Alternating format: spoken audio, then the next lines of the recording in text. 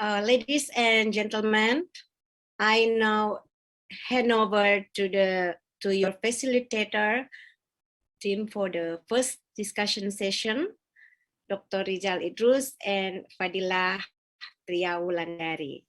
Dr. Rizal Idrus is a researcher and senior lecturer from the Faculty of Marine Science and Fisheries Hasanuddin University with research interest on coastal and marine resources management. Fadilah Triawulandari, a junior researcher and program officer at the Australia-Indonesia Center for the Partnership for Australia-Indonesia Research. Dr. Rizal Idrus and Fadilah Triawulandari, please.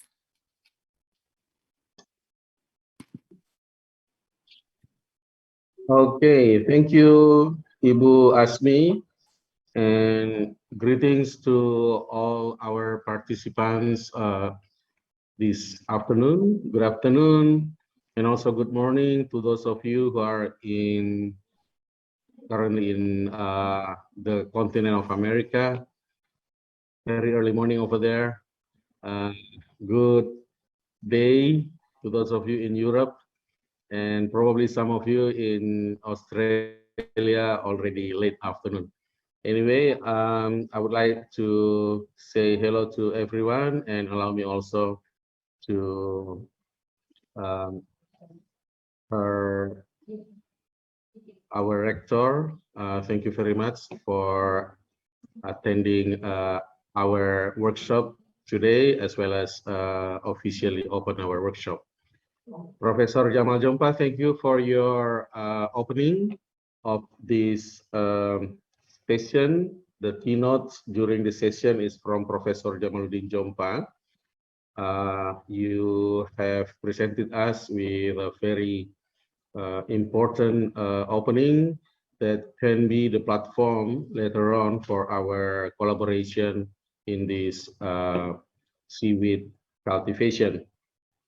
All right, now we are getting into session 1 because we are right on time. Although I'm just wondering, Professor Jamaluddin Jompa, or Prof. JJ as we like to call him here, I'm just wondering if you can respond to one small question that was left by probably from Alan here. What would be the key element to economic sustainability of the collaborative project? I'm wondering if you can respond to that. Can you repeat it, Pak Rizal? Sorry, I cannot hear it very well. All right, just a small question so that probably you can respond to that. What will be the key element to economic sustainability of the collaborative projects that you propose? Yeah, I think this is a very challenging questions, and I think we need to answer this through the workshop as well. But for Indonesian case, the key element would be, well, as I said, the pentahelix is all elements, yeah, and they actually play as important role as others, yeah. But the key element there would be the industry actually. Let me put this into my own perspective. Based on my experience in the last 20 years, we have problem with the pricing. We have problem, and that drive the whole seaweed cultivation and the whole seaweed business. So we need to have sustainable industry. So we need to make sure our colleagues from industry, this business need to be put into a business model. The industry is the key element to ensure everybody happy with their own business. The next key element, of course, is the community, because they are the one who play, you know, develop the seaweed like developing baby. They're taking care of all of this from the very beginning to 40 days to 50 days, and they are actually doing a very good job in making sure that that this seaweed is well taken care. So if you have this collaboration, I think the government, the academia, and other can facilitate the interaction between the community, the society, the community, and the industry to work together to make sure that we can make this business not only for economy, but also, as I mentioned, for the future, food security, and also responding to climate change adaptation, and also for community development in the coastal area. All right. Thank you for entertaining us with that response, Prof. JJ. Sounds optimistic, but we do expect that it will be good to the future. So good luck for that. Thank you, Prof. Okay, now let's move on to the speakers of the session 1, which I believe you already have watched their videos. There are 10 speakers, 11 altogether with Prof. JJ, but we have just finished our session with Prof. JJ. There are 10 speakers that we are going to have discussion with, especially regarding to their presentation, video presentations that you have just watched earlier. Allow me to invite my good friend Dila to introduce the speakers in our session. Dila? Yeah, thank you very much, Dr. Rizal. Good afternoon from Indonesia, ladies and gentlemen, our distinguished guests. Thank you very much for joining us in session 1. We would like to introduce our 10 excellent speakers from all around the world who are going to join us in this session. Our first speaker is Dr. Loretta Robertson. Dr. Loretta obtained her PhD in biological science from Stanford University. She is now working as the associate scientist in the Woods Hole, USA. In her presentation, she talks about developing cultivation systems and best management practice for Caribbean carrageenophytes in US waters. Our second speaker is Dr. Leila Hayashi. Dr. Leila Hayashi did her master's and PhD in Sao Paulo University in Brazil. She is currently working with the Ministry of Agriculture, Livestock, and Supply to implement commercial seaweed farms in Brazil. Dr. Leila Hayashi talks about the update on euchematoid farming in Brazil. The next panelist is Dr. Raul Rincons. Dr. Rincons is a marine resources and mariculture specialist with a research focus on tropical and subtropical sea plant species. Dr. Raul presents the sustainable development of a seaweed industry in Venezuela and the Caribbean based on the mariculture of euchematoid. The next panelist, we have Dr. Flower Msuya from Tanzania. Dr. Flower Msuya is a senior researcher at the University of Dar es Salaam, Tanzania.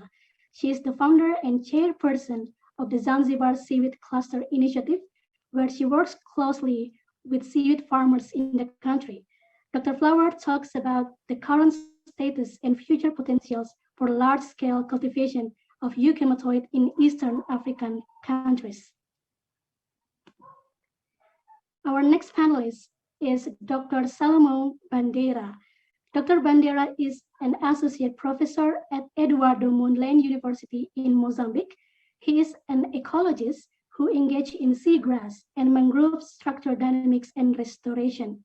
Dr. Bandeira talks about euchematoid farming in Mozambique. Our next panelist is from Kenya, Mr. Alex Kimanthi. Mr. Alex is a research scientist at the Kenya Marine and Fisheries Research Institute.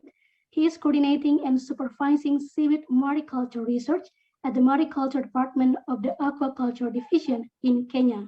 Mr. Alex talks about the potential economic livelihood for coastal communities in South Coastal Kenya through seaweed farming. Our next panelist is from the Philippines, Mr. Jun Solante. Mr. Jun is the Secretary General of the Seaweed Industry Association in the Philippines. He is the CEO and owner of the Seaweed and Marine Products and Logistics Services in Cebu City. His main focus is on the trading and exporting of dried seaweeds and other marine products. Mr. Jun Solante and Dr. Anicia Hurtado talks about the update on euchematoid seaweed farming in the Philippines. Still from the Philippines, our next speaker is Dr. Danilo Largo. Dr. Danilo is the director of the Office of Research at the University of San Carlos in Philippines. He previously worked as the consultant to the Food and Agriculture Organization of the United Nations to support the program of eradicating seaweed disease in Tanzania. Dr. Danilo Largo talks about half a century of euchema and capifiscus farming, half a century of maladies.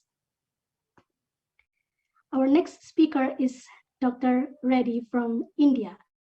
Dr. Reddy is the CEO of the Indian Center for Climate and Societal Impacts Research in India. He has studied Indian seaweed resources for more than 2 decades to harness their societal, commercial, and environmental benefits. Dr. Reddy talks about promise and problems of the euchematoid farming in India. The last but not least, we have the very well-known academic in this field, Professor Masao Ohno. Professor Ohno is a seaweed scientist and an academic mentor for everyone who wants to learn seaweeds. He is based at Kochi University, Japan, and Professor Ohno is a seaweed entrepreneur and also a seaweed diplomat who always open to exchange ideas, open for collaborations with all scientists around the world. Professor Ohno talks about the boutique-type cultivation of capifiscus in the subtropical waters of Tosa Bay, Shikoku, Japan. Those are all our speakers for today's session.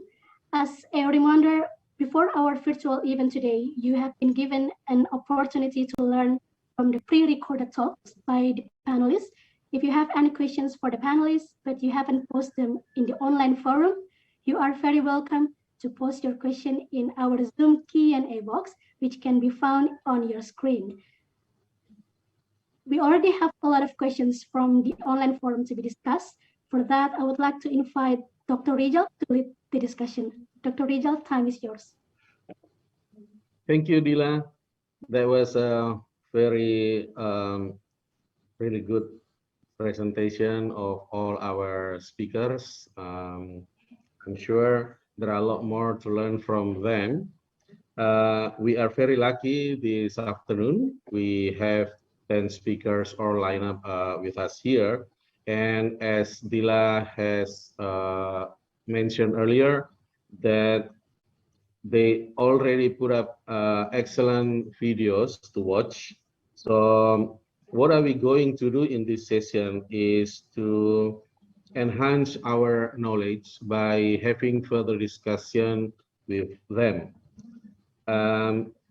This session 1, we are focusing on the status and challenges in capifiscus cultivation around the world. We saw videos from the Philippines and also from Latin America, Africa, and some from Southeast Asia. So what are we going to do this afternoon? Because we don't have much time. We only have about 1.5 hours for further discussion with the 10 speakers.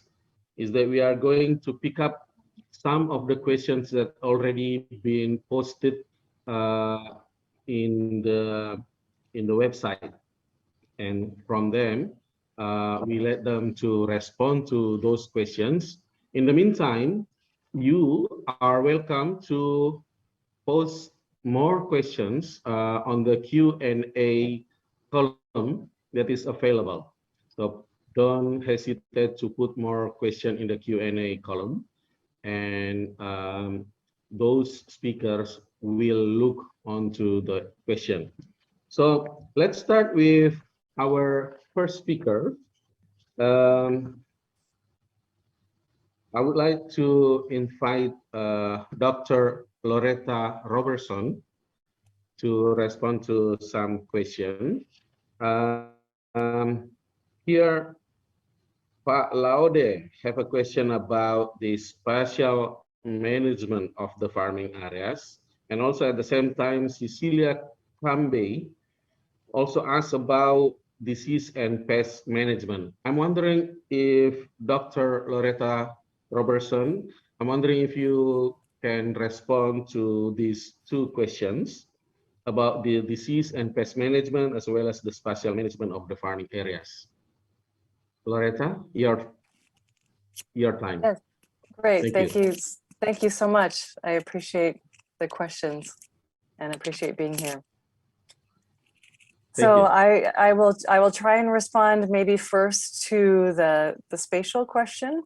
And here in the United States, there is a quite lengthy permitting process to in order to install farms in coastal areas. And fortunately, with the program that is currently funding our research, that is through the U.S. Department of Energy, they have provided funding to NOAA, which is an agency that works with with the ocean environment and lots of ocean data. And they have developed a lot of tools to help us with siting of the farms. And I can put one of those either, I'll put it in the chat so you have an idea. So what they have done is compiled lots and lots of environmental data, as well as coastal use data. And so for potential conflicts with other users, whether it's underwater cables or boating lanes, oil, etc. And so what that lets us do is really define areas that are ideal for any type of particularly seaweed, aquaculture in the environment, and areas that there would be too many conflicts in order for it to be sustainable. And so it's a really valuable tool. Unfortunately, right now it's only available in the US and US waters. But I know that there are plans to extend this into other areas. And one of our partners, the Nature Conservancy, they have been actively compiling this data for other regions as well. And hopefully it will expand to other areas worldwide. We're also working very closely with a research group that's based at the University of California, Irvine, and that's led by Kristen Davis. And she has developed a model that not only includes the environmental and potential conflicts or other uses, but it actually incorporates the biology of the seaweed that you're growing with the environment. So it identifies those areas that may be more beneficial for algal growth than other areas. And it can be really identified with a particular species that you're working with.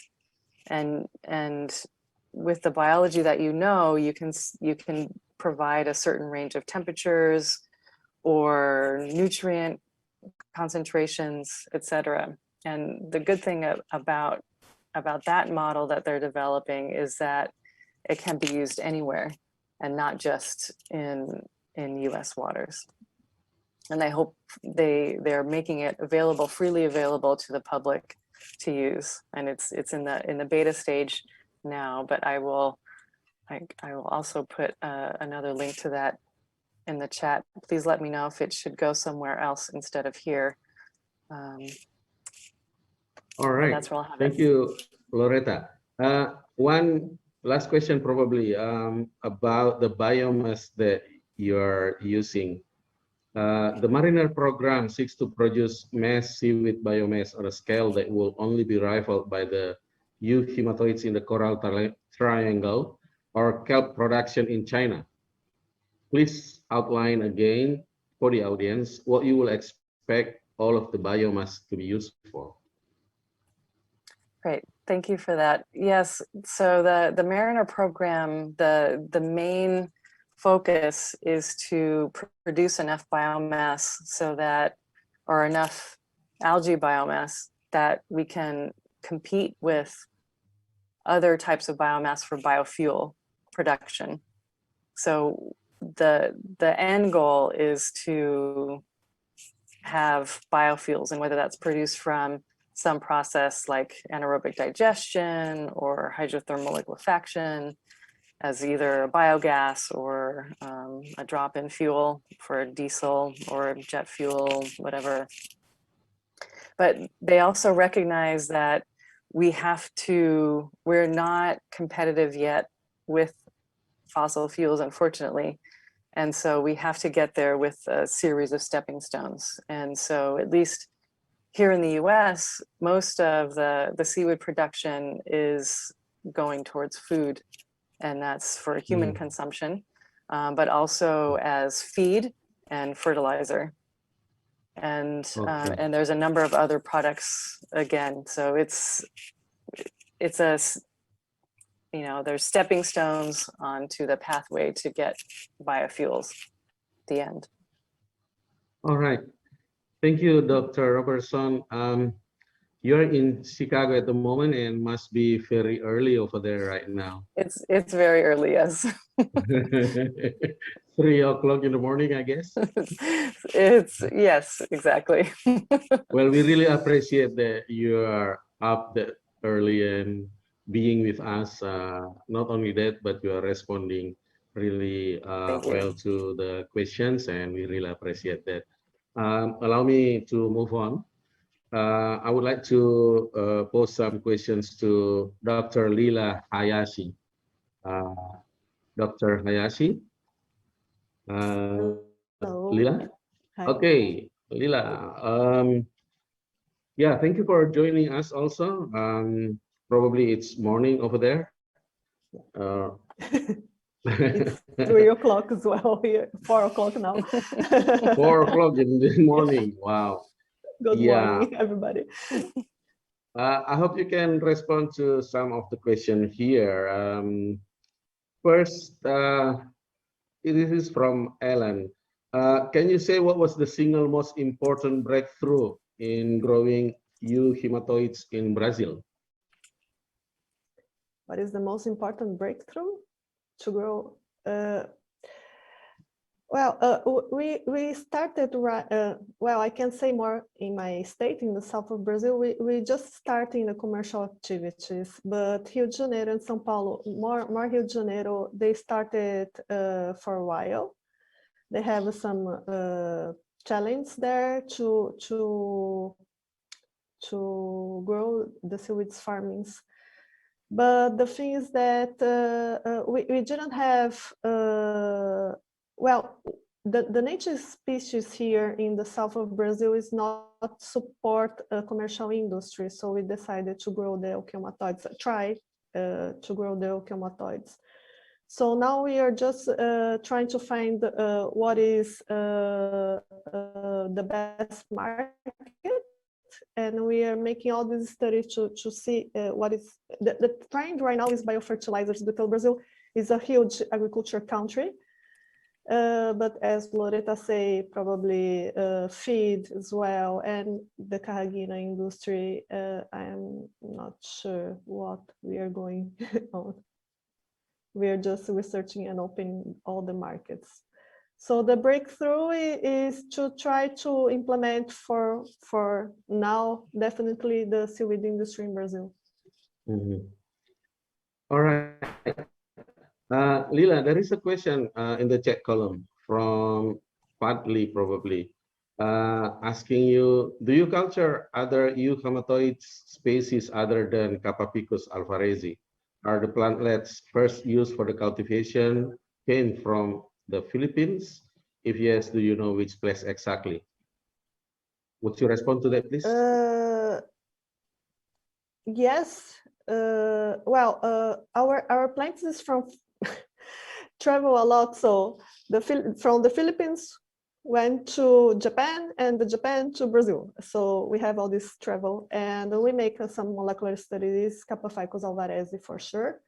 We also introduced Kappa-Ficus striatus, but it was forbidden here in Brazil because the seedlings came to produce tetraspores, and it was a little bit dangerous to introduce species here. So we are just working on in Kappa-Ficus alvarezi. What is the other question? There was a lot of questions. I will try to find here in the. Oh, and the species in other species, native species. Yes. We have in the northeast coast Gracilaria. They're developing. Gracilaria is an activity that is developing in Brazil now for almost 20 years in the artisanal way. So it's more social. It's not in an economic point of view. It's more like a social economic point of view to empowerment the woman, to develop new activities, and it's more in the artisanal way to the tourism. And the Kappa-Ficus, on the other hand, in the south of Brazil, is for biomass production and commercial activities. Of course, the reality in Brazil is too far away from Indonesia and the Philippines and even Africa, because the idea here is more to combine cultivations and not only use monocultures, but trying to enjoy for the shellfish cultivation and Kappa-Ficus, and trying to put together these activities and make more profit to the producers. This is the main idea here. I see.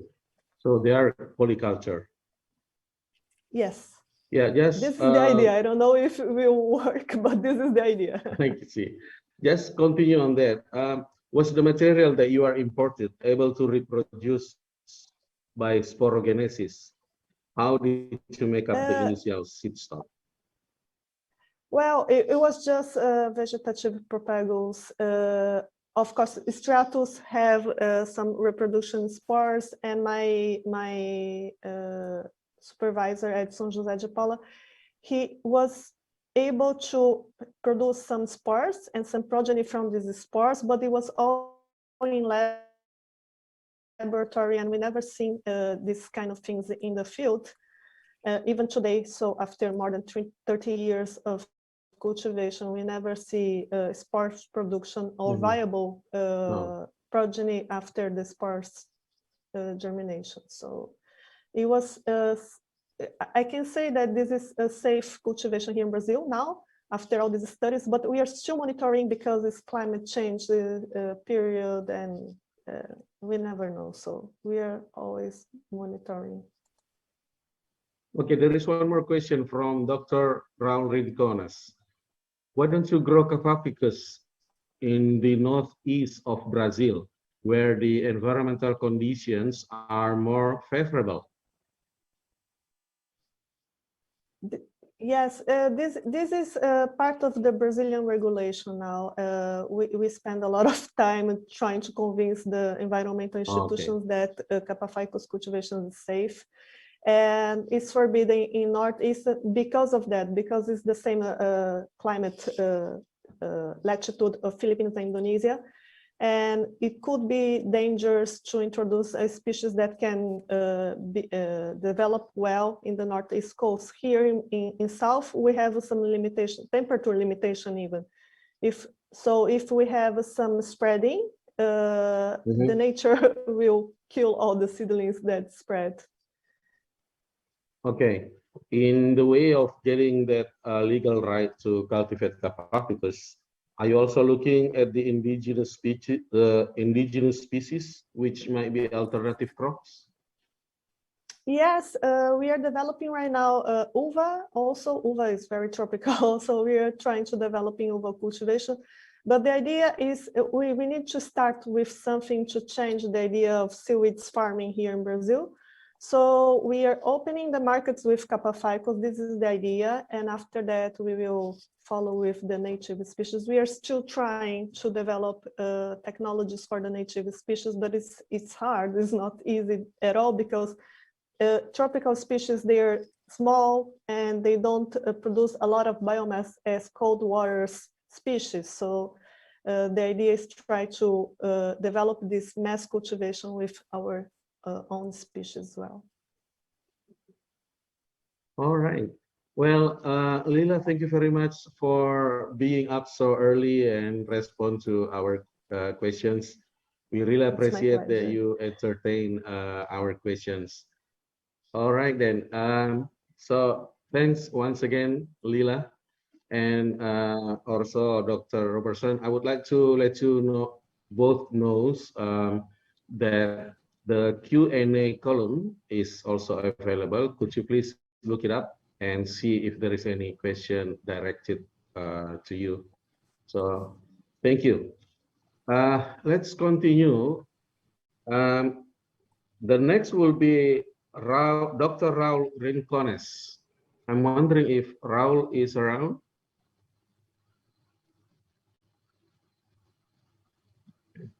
Is Raul around? I don't see him in my gallery view here. Okay. We'll see if Raul later on come back joining us. But let's move on to Dr. Flower Msuya. Flower, Yes, are you around? I'm here. Oh, okay. Yeah. Yeah. Yes, you're there.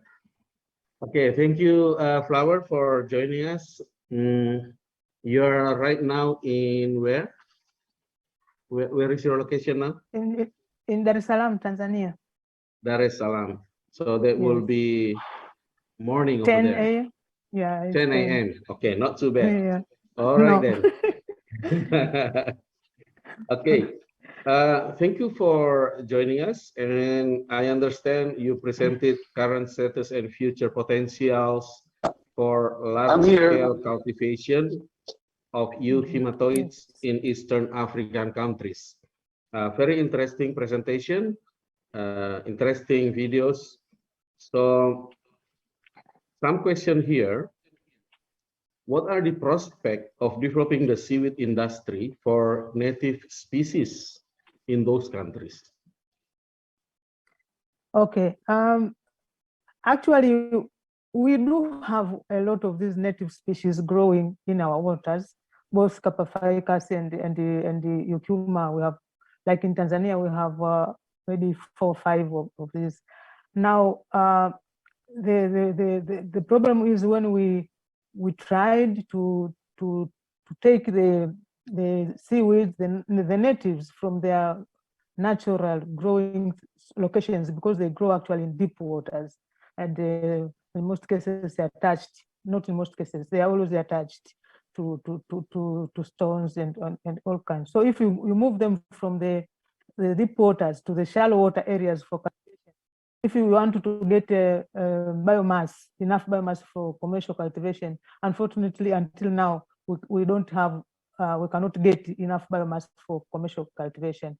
But we are still doing some research to see how we can utilize these natives. We have not given up. So research is going on, and we are also developing technologies in the deep water to farm in the deep water areas. So we will try also to farm in the deep water areas. And this way, we think that we might be able to have the natives at least using the deep water farming technologies. All right. Is there a plan to build a biorefinery over there? Well, for now, no. We are starting slowly, but if you are developing like the seaweed industry, you want first to start with the food. So to produce carrageenan, to produce value-added products. Refinery would be later, but for now, because we are just starting, it's the first time that we are starting to build an industry to see if it will work, how it will work. So because we know about the refinery and we know the benefits, so after this, then I think it is a future thought about having a refinery too. Okay, and in your video,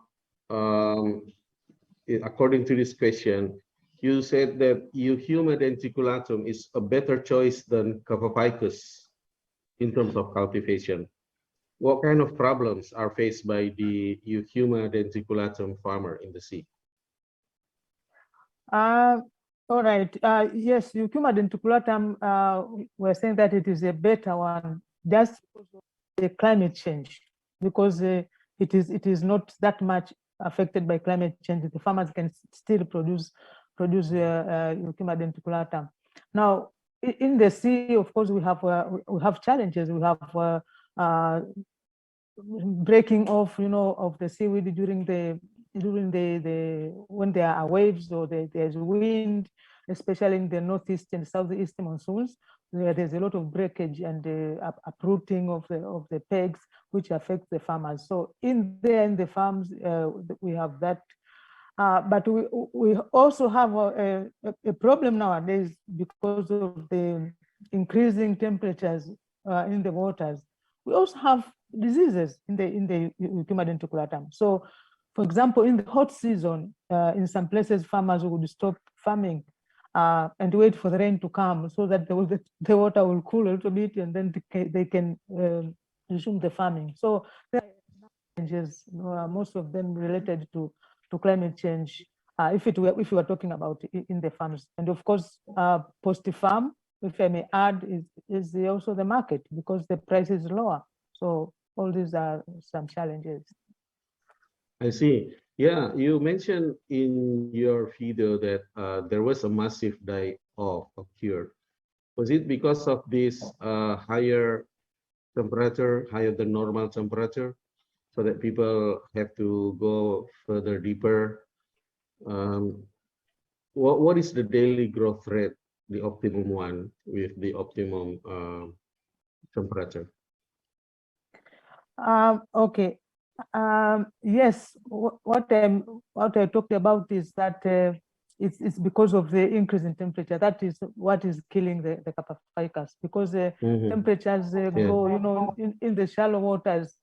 If you measure the temperatures nowadays, is 38 degrees Celsius, 37 degrees Celsius. So for Coprophycus, it's too much for them. Now, in the deeper waters, because the temperatures are lower, and we get something like 29, 30, 31 degrees, then the Coprophycus is doing better there than in the shallow water areas. And in the shallow water areas, we get growth rates ranging from 3 to 4% per day. In the deep waters, we have 5, 6, 7% growth rate per day. So it is high in the deeper waters. Okay, so deeper water seems to give more products. Is that right? Yes. Yeah, more productive. Yeah. All right then. Just one last question. What is your long-term thinking about the industry of these eucalyptoids in African countries? Okay. The industrial thing, I think, because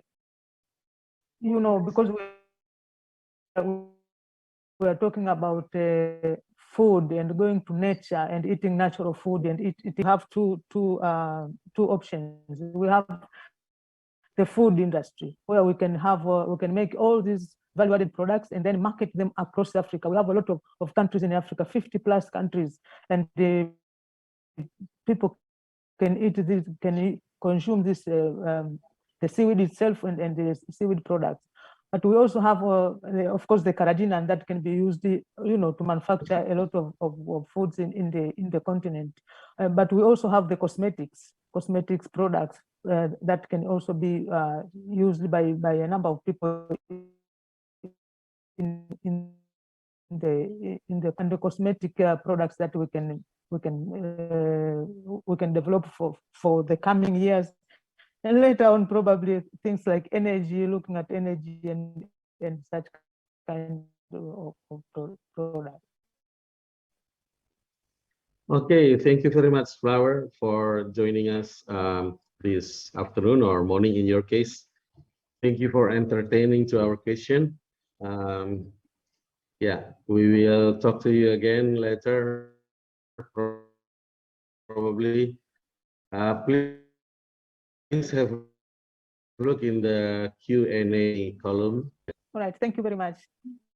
Thank you. Okay, now let's go back to Raul Rincones. Dr. Raul Rincones, I believe you are now in the Zoom area. Can you join us, please? Okay, Yes. Dr. Raul Rincones. Okay, Raul, thank you for joining us. Your video, the sustainable development of seaweed industry in Venezuela and Caribbean, based on the mariculture of eucalyptoids, current status and new challenges. I'm wondering if you can give us kind of, let's start with something about your vision, future vision of the cultivation of euhuma in the Caribbean and Latin America. Would you like to respond to that, Raul? Hello, Dr. Rincones. Raul, are you around?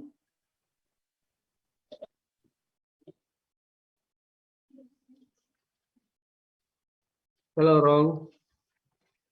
We seems to have some Do you hear technical me? glitch with Raul. Yeah, do you hear me? Okay, now we hear you. Okay, sorry about that.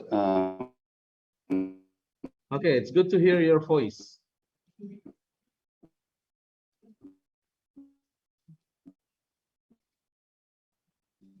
Now we lost you again.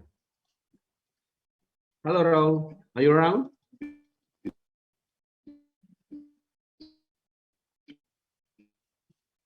Okay, please.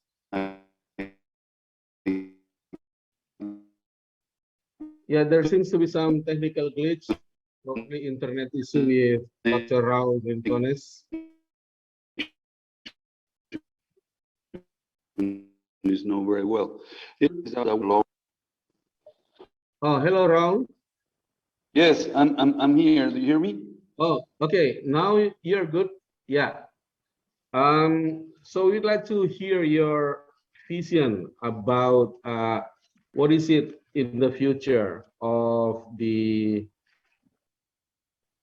Coprophycus, the euhaematoids cultivation in Caribbean and Latin America. Well, this is about the best places to develop. We have not only Venezuela and the small islands.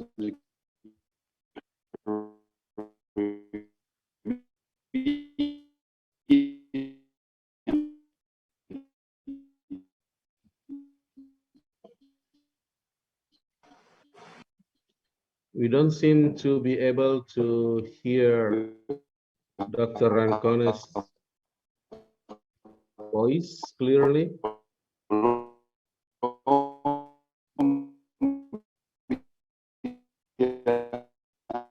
We have as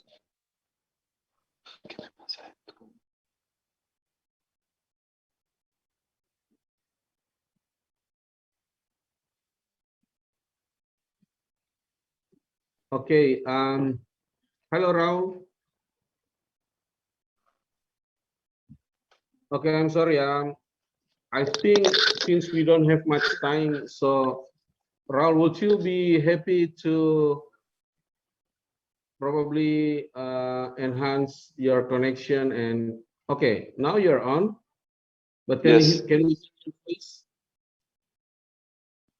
All right. yes, I hear you.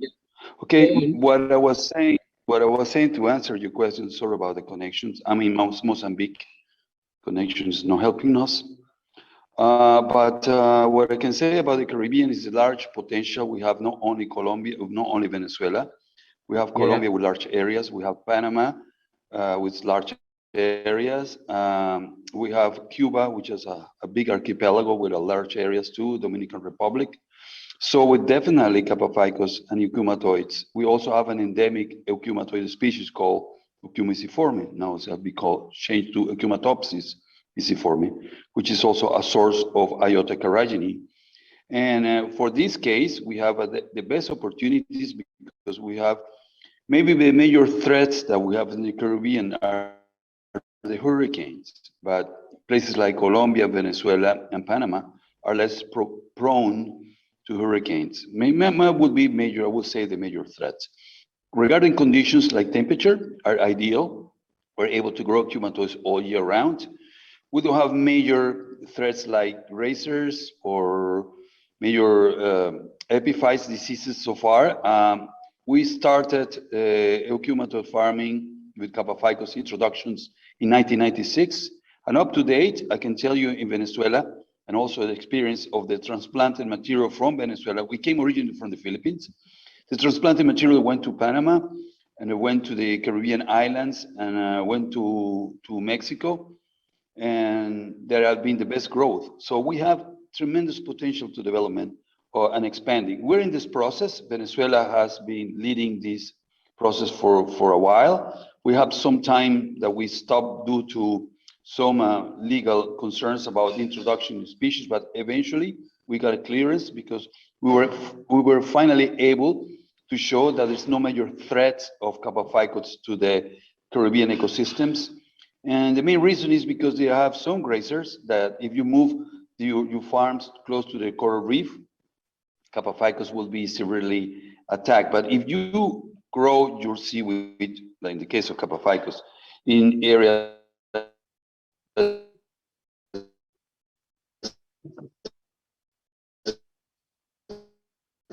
All right, Raul, your explanation was really interesting. Unfortunately, your internet doesn't seem to support much longer. So sandy bottoms and seagrasses. You hear me? yeah, but we lost you a bit over there. Okay then. Well, that sounds very interesting and very promising. Just one more question for you. Do you have any next species to be cultivated? Do you have some kind of lineup for the next species to be cultivated over there? Other than Kappa ficus? Hello, Raul. Okay. All right then. Let's move on. Thank you, Raul. If you can hear me, we thank you very much for joining us. Next one, I would like to invite Dr. Salomao Bandeira. Dr. Bandeira, are you around? We have Dr. Bandeira, Salomao Bandeira. Can you join us, please?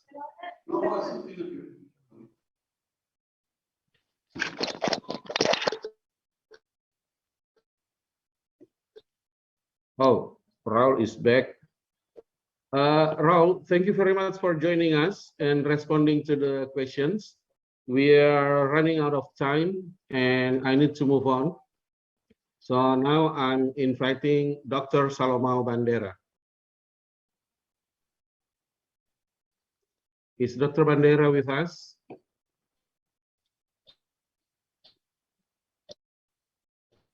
Hello. Okay, Dr. Bandeira.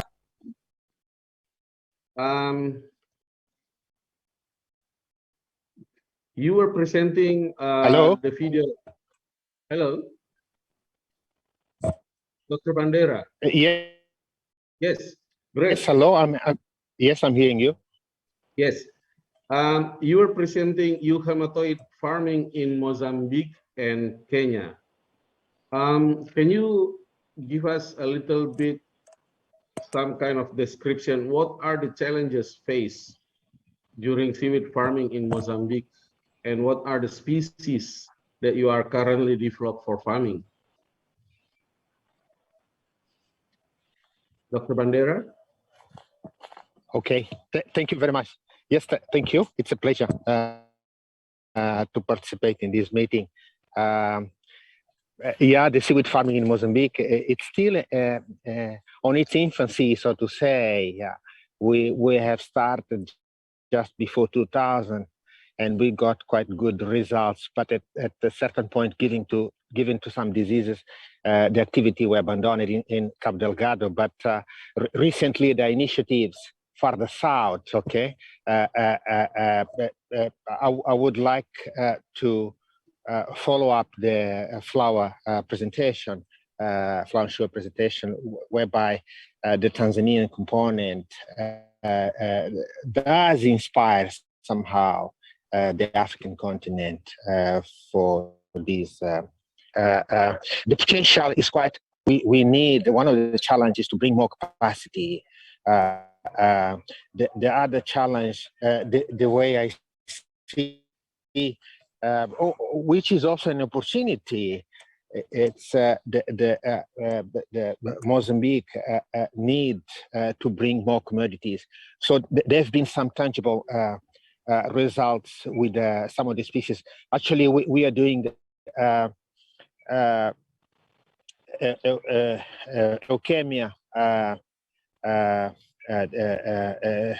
denticulata, which is a spinoso, and then there's the Alvarez, the captive Alvarez. But these new species, which has more potential for the global market, that's where we are finding some challenge. And the way we see that that is also to keep testing that activity a bit further south, where the waters are a bit more zones in comparison. That's the process. I should also mention that one thing interesting is that we still have some of the local species of leukemia in the country, and that there can be for the technology in order to test those and see how much this, but this would process in order to the issue of bringing in the local strains into the market.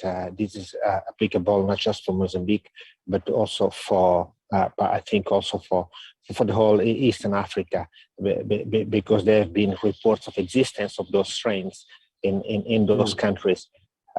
Thank you. Yeah, one more question about Mozambique that you presented. Mozambique has some very exposed open Indian Ocean on their coastline. How does this affect the challenges in designing farm that will last? You have respond to that?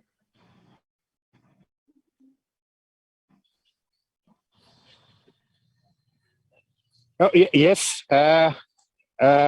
Yeah, we have to look into more detail how the coastline looks like. We are talking about nearly 3,000 kilometers of coastline, and one can divide it into three main parts. The northern part is very much surrounded by coral reefs, so the inshore it's more protected in the way, and in some cases can give rise to extensive intertidal areas and subtidal fringes with that potential to do that activity. In the south, which is another area, there are quite a number of bays down there. So those are the places where there's a potential for that seaweed mariculture. In the center is more mangrove type, okay, in the central part of Mozambique. So it's good to look at with more detail. So the potential is there for sure, and one would say it's the same type of seascape and landscape is similar to parts of Mozambique. Thank you. Okay, thank you, Dr. Bandera. By the way, Dr. Alex Kimati has not been around yet, so there are some questions for him. I'm wondering if you are able to respond to that question, because I heard that you are working quite closely with Alex Kimati. Would you mind to respond to some of the questions to Dr. Kimati? Yes, if I can, just let's hear the questions. Yeah. Okay, if I can. some question here. Yeah, I can answer some of them. Yeah, maybe, yes. All right. Some question here. What seasonalities do you face in Kenya? And what mitigation strategies have you incorporated? Knowing that global warming impact probably already impacted the seaweed farming in Kenya, and what kind of major interventions needed to boost farming in Kenya? In other words, would you like to talk a little bit more about your Kenya experience of the seaweed cultivation?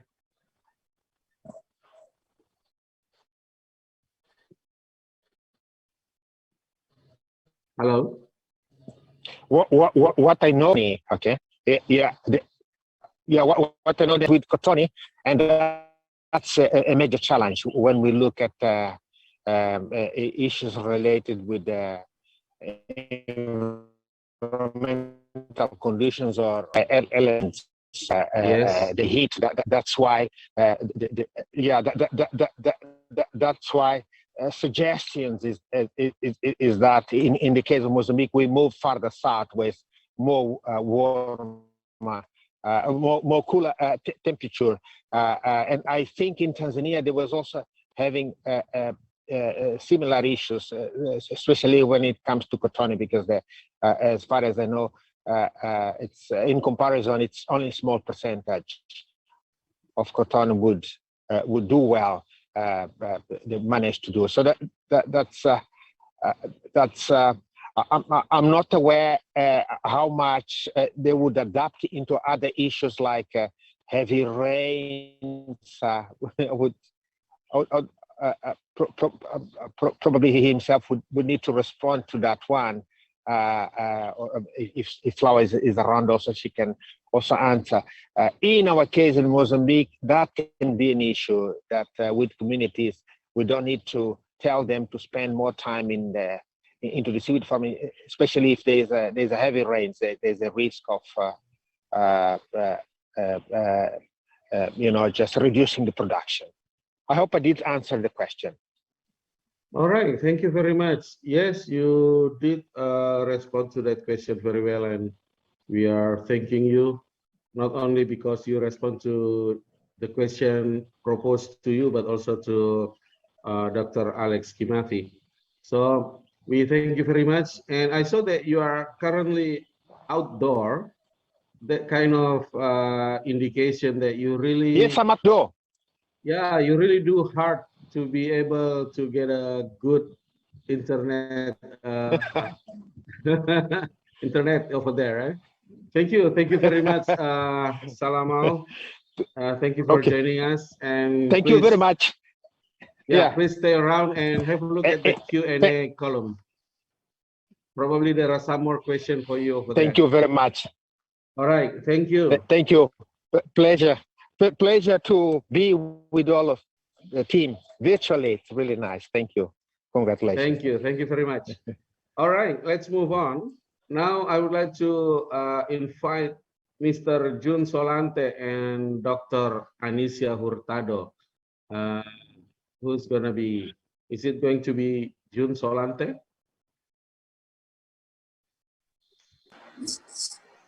Yes, he's around. Oh. Yeah, okay, very good. Oh, okay. Hi, good afternoon, everyone. All right, good afternoon, Dr. Jun Solante, and also good afternoon, Dr. Anicia Hurtado. Your video were presenting about the update on new hematoid seaweed farming in the Philippines. Let's see, how is the state of Cavaficus right now in Cavaficus cultivation in Philippines, and how do you see it in the long-term development?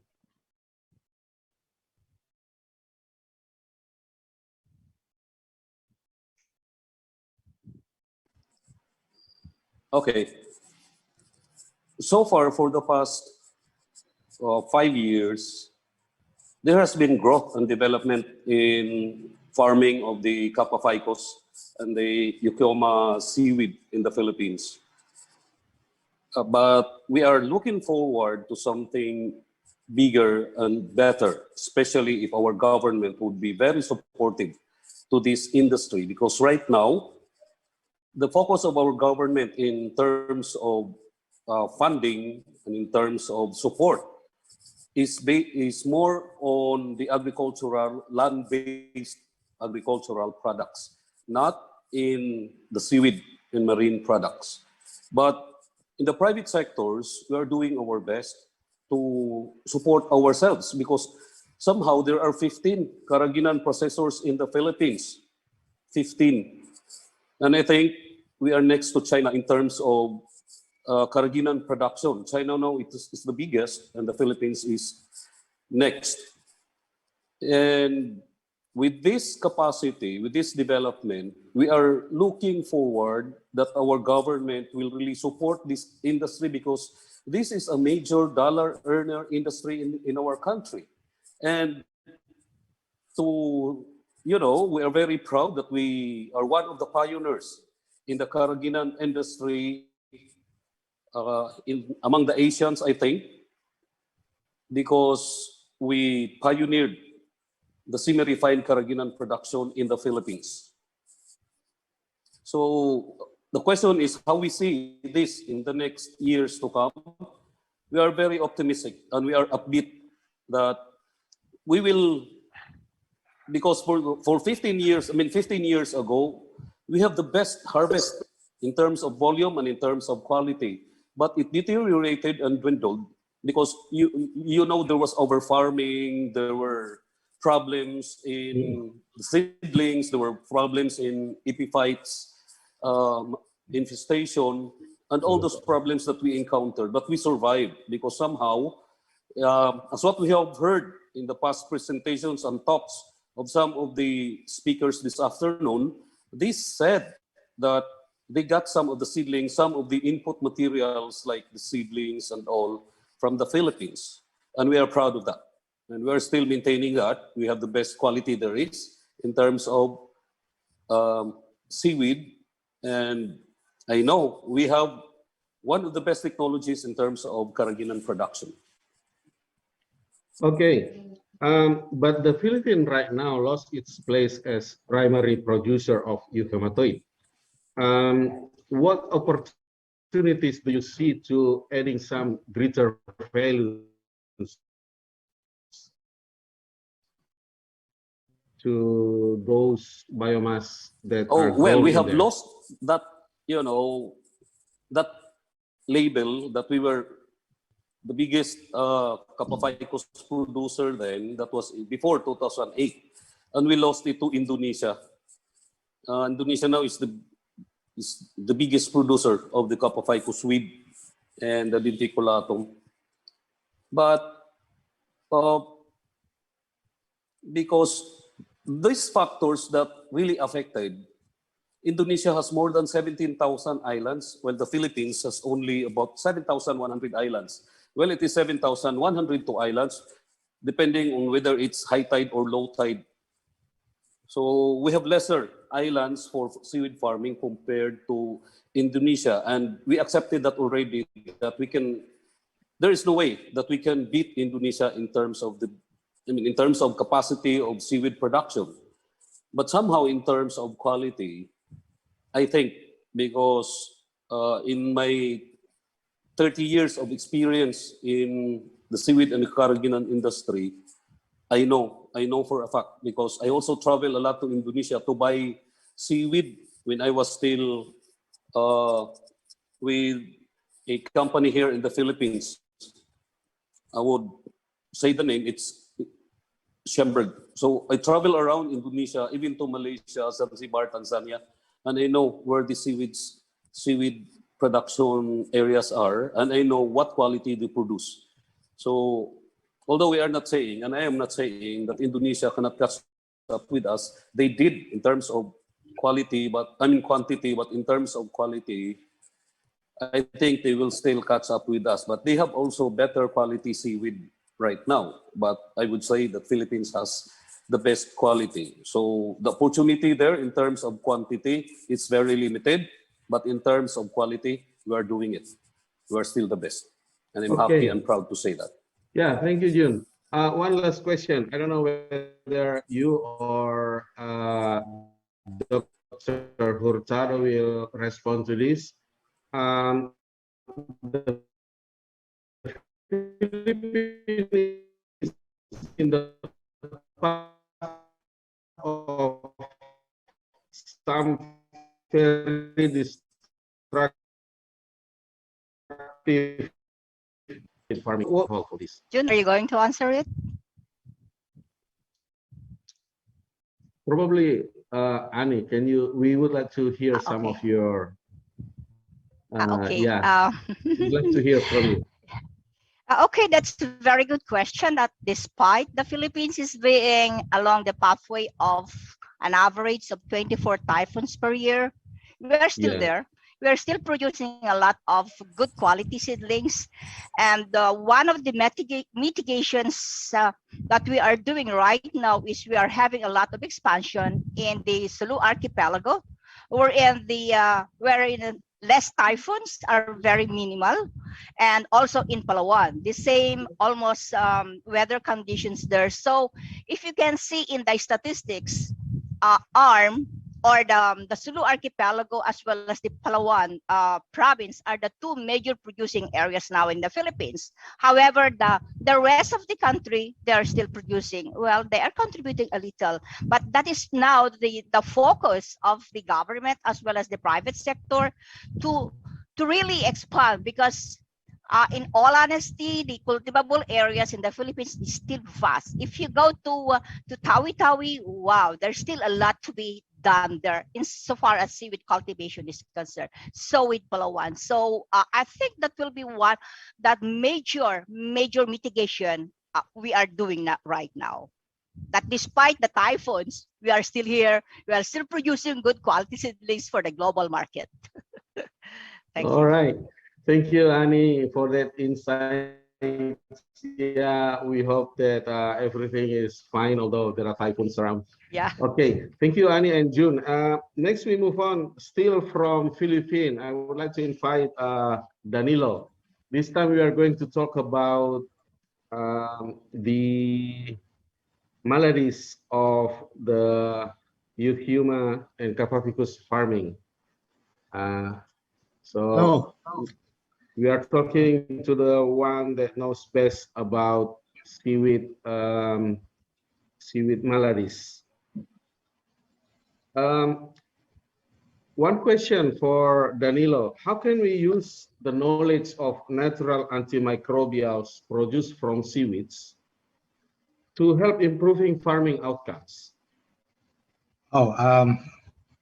First of all, good afternoon, and thank you for inviting us here and be part of this very, very interesting gathering of economists, psychologists.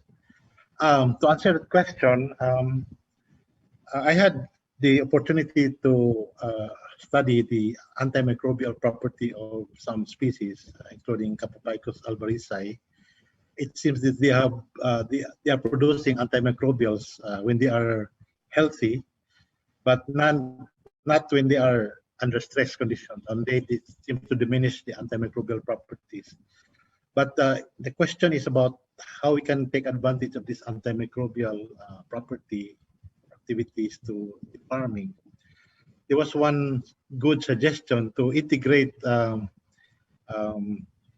reticulatum, which I think has more capacity to produce these antimicrobial compounds, which some other groups have studied very well, like the group of Dr. Marianne Pedersen of Sweden, that the seaweed produce halogens, especially bromamines.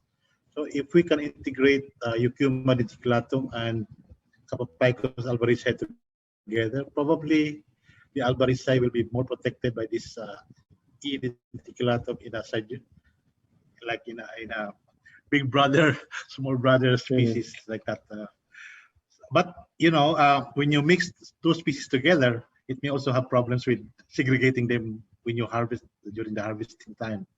So I don't know how to do this, but this is one of the suggestions that was brought up during this presentation, which I agree also that species which have more antimicrobial can be integrated with species that has lesser antimicrobial, like K. albarisa, which is very prone to ice disease. So theoretically possible, just not being Possible, yeah. really being done on the field yet. Yeah, because now the method is shifting from monoline tied to a monoline and hanging, but now there is a shift in the method whereby the seaweed cultivars are placed inside nets, so we can segregate the two species so that they will not mix when they are harvested, and because they produce different kinds of carrageenan. Yeah. One more question for you, Danilo, if you can respond quickly. You are one of the world authorities on ice. Thank you. This seems to have been associated with phyconomic endeavor since day one. Should they be eradicated or can they just be controlled? Well, there's no easy answer to that. What we really need to do is keep our seaweed healthy, cultivate them in the fixed monoline method that is no longer the sustainable method of farming in the shallow waters, and the suggestion is going deeper, which has a more optimal range of temperature for the seaweed. So that's the way to go. We keep them healthy so that we avoid diseases. It's preventive. Prevention is better than cure. I think. Yeah, and probably impossible to eradicate. Yes, I guess. Yeah. All right. Thank you, Danilo, for joining us. Thank My you for pleasure. responding to the questions. Thank you. Ladies and gentlemen, we don't have much time left actually, so we have to move on. Now, we have been hearing from the Philippines, and now let's move on to India. Dr. Reddy has presented videos about youth hematoid farming in India, promises and problems.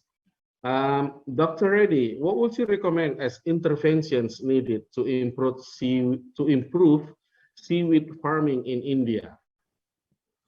Yeah, well, greetings to everyone. And a couple of things which I feel suitable for India is that we need to have a facility for producing a good quality seed material, because the cultivation is done in the sea and that get interrupted due to the monsoon. And during that period, farmers don't have alternative infrastructure available for growing the seed. So one of the important to make this as a successful industry, seedling production is very important.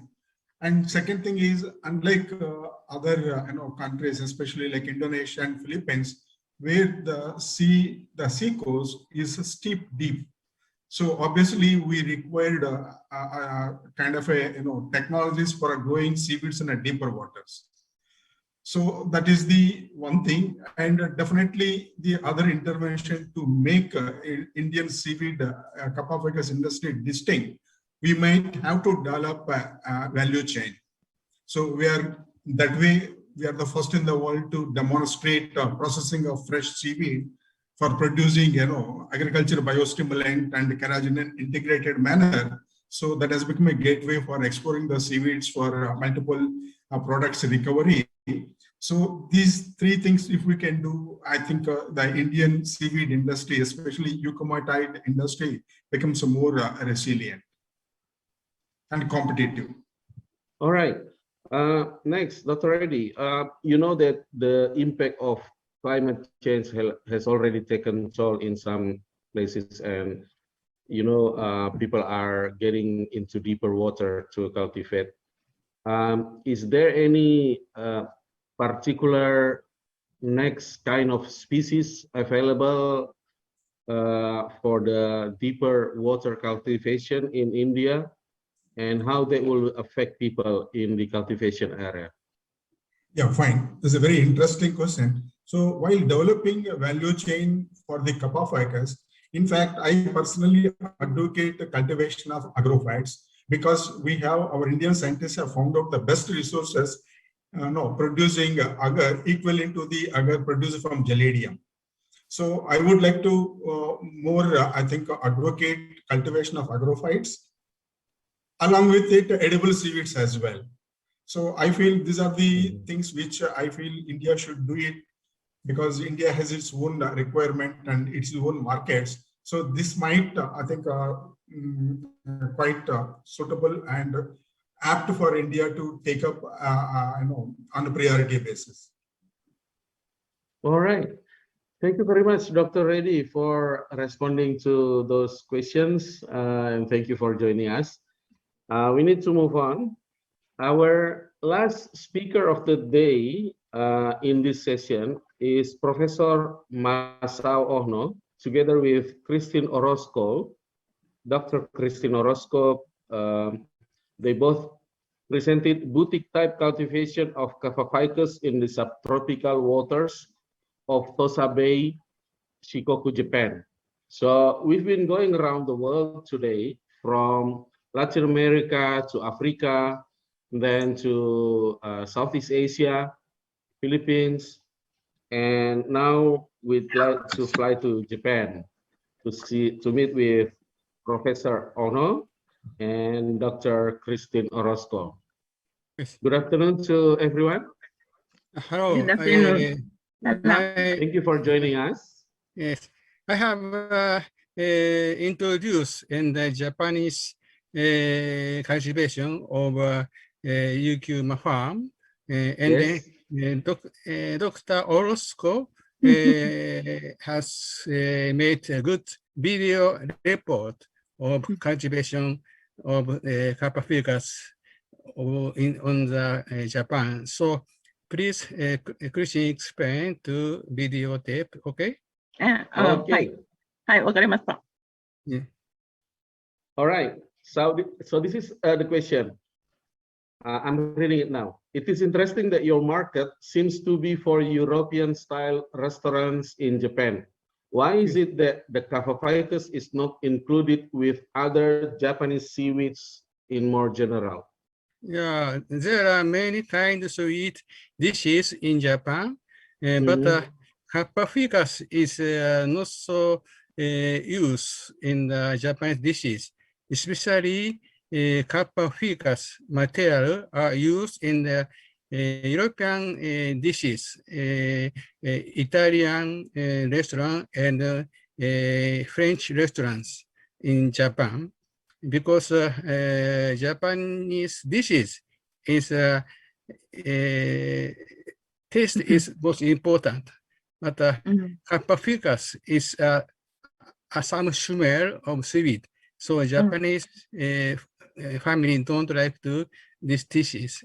So, but now our material of Cafaphycus are much more used in the restaurant of Italian dishes and French restaurants.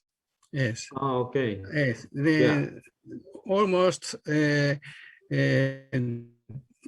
this user is 1 ton wet ton in of the Japanese restaurant, of Italian restaurant and French restaurant now. So our cultivation is a good business now. Okay, Ono Sensei said in the beginning, not many Japanese who liked the taste of Cafaphycus. So it was not like going together with the taste of what Japanese like. But in terms of selling it to Italian and French cuisine, they get very good price because the seaweed is not found anywhere else in Japan, only in Kochi, Tosa City. So your price gives the uniqueness of the material gives it an attraction. And then the ones who buy from them also deal that it's a kind of farming. Only sell to them at small quantities. So the supply is limited, available only at certain months of the year, then you have a good price. Then it's able to pay for what you do. So the approach is different from mass production. And it's coming from phycogastronomy approach now in many parts of the world. Okay, thanks, Christine. Now, going to the field, according to your video, the seedlings looks very clean. Why do you think yours are so free of right when other places in the world have major issues with epiphytes and diseases? Sensei? What makes it so clean? Okay, Sensei, watashi Yes. Yes. okay. Ono Sensei had discussed this together. During certain months of the year, the water current is quite strong, so there is not much sediment coming, or the water is clear, so there is not much mud on the seaweed, so it's clean. It can grow very well. And on fish, seaweed physiology, when your seaweed is growing fast, then the epiphytes won't have time to attach on your thallus, and the pH on the surface would prevent them from attaching. So if they're growing very well and very fast. But during certain times of the year when the current is like the water is being disturbed by strong current, then there is mud. Then we do cleaning of seaweed. So that's why you have more volume. You have to do that, so you will have to do that in the end. I think if we look to the history of seaweed, I'm actually a Filipino. So during the beginning of Kapaphycos farming in the Philippines, it's a honeymoon period, right? How many years we not have any problem with epiphytes and when you plant in a new place? So I think the other things are still trying to identify whether they can attach or not on the seaweeds that are growing. But basically, that is maybe in the beginning now, but there are certain months of the year when Ono Sensei has mentioned that there is a problem, particularly over wintering period. Okay, so it's more on the seasonal impact on current. Okay. The question probably for Professor Ono. Your crop is grown in floating cages to protect the plants from herbivores. They look very well made and maintained. Are they expensive in terms of cost? Yeah, in Japan, the Yukuma is a very expensive materials. Yes. Almost 1 kilogram is almost about $20. Sensei fresh weight. About the floating cages, are they the expensive part of the production cost? Sensei, sono occasion, tsukata cage no wataki desu. Okay, basically. Low cost? Yes. Because of production using the production floating is cages. Okay, basically the cages are good quality because these are actually used for fish cultivation activities in the bay. But during summer, there is very little activity on fish culture. So Ono Sensei borrows these cages which he gets for free. That's what he's trying to say. Okay. And it's a community who knows each other. And when you need something and they're not using it, they readily allow you to use it. And they can That's how the community works in USA. It's very rural. All right. Okay. Allow me to thank Professor Masao Ono for joining us together with Dr. Christine Orozco. Thank you to both of you for joining us and also responding to our questions. Ladies and gentlemen, my respected audience, actually we already finished with all the speakers, but I heard that Dr. Alex Kimathi is around. Is Dr. Alex Kimathi is around? Alex, are you around? Yes, I'm around now. I'm very sorry for... Okay. Yeah, we were looking for you, man. Okay. Just one quick question. I'm wondering if you can respond to this. So, in Kenya, the impact of climate change, is it already felt on the field by the farmers? And what do you think the government can do to mitigate the impact of climate change? Okay, thank you for that important question. Yes, climate change has impacted on seaweed cultivation, just like other resources in marine ecosystem. What we find out is that during the southeast monsoon, by the way, Kenyan climate conditions are influenced by the coastal climate conditions are influenced by two monsoon seasons, that is the southeast and northeast monsoon. During the northeast monsoon, which is occurs between around October to February, it is relatively warm, but in southeast monsoon, it is relatively cooler. But now, during the northeast monsoon is when you find that the temperatures are quite high, especially Quite high. from December to February. And during that time, seaweeds, especially Phyconomists, are affected by ice and epiphytes. So you find that during that time, there is low production of seaweed experienced by the farmer.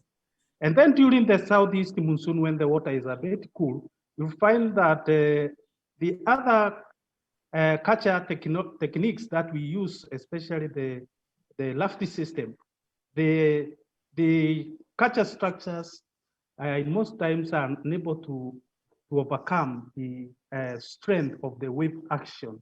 So you find that sometimes farmers lose their crops because of this wave action.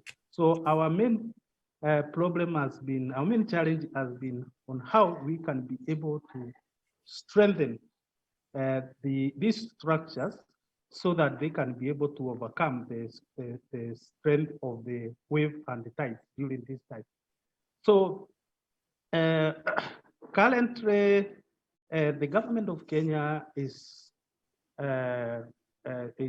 initiating it is actually we are rolling out the blue economy agenda, and seaweed cultivation is one of the main areas of focus. And we hope with the current scientists who are available, especially those who have a bit of experience seaweed farming, we will be able to bring out our issues so that through that kind of intervention, then we see whether they can be addressed. But to be brief is that sometimes because of those challenges, seaweed farmers have inconsistent production. And therefore, what we do is that because we have the data, we kind of conduct sensitization and creation of awareness so that seaweed farmers can be able to understand what they expect at what time, so that they should not be discouraged and move away from the from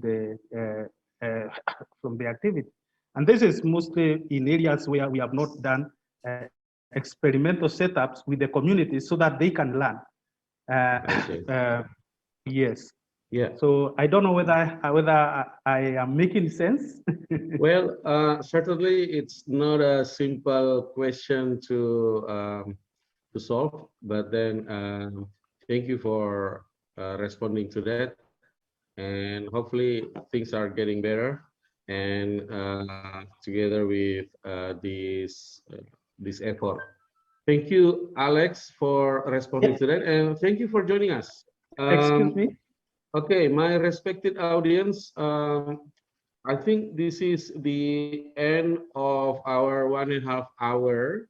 We've been going through around the world. Actually, we started from United States and then moved down to Latin America, and then going across Atlantic to Africa, and going further east to Southeast Asia, and then to India, and then to Japan and to the Philippines.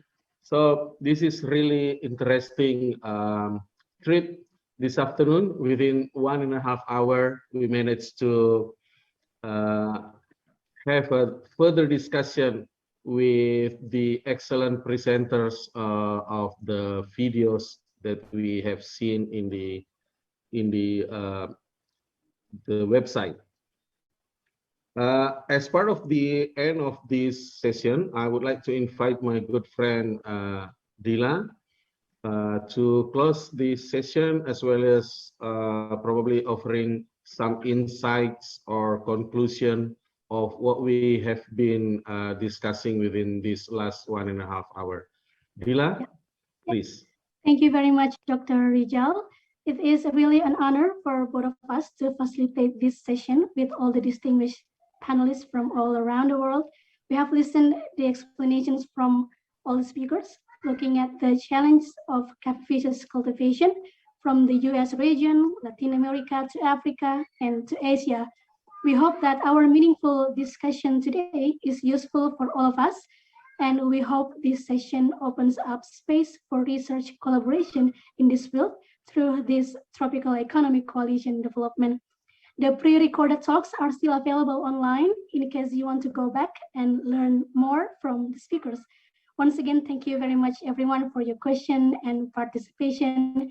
And thank you again for our distinguished panelists for the meaningful discussion. Ladies and gentlemen, we would like to invite you to the session 2, which will begin shortly after the break. Have a good day. All right, thank you, everyone.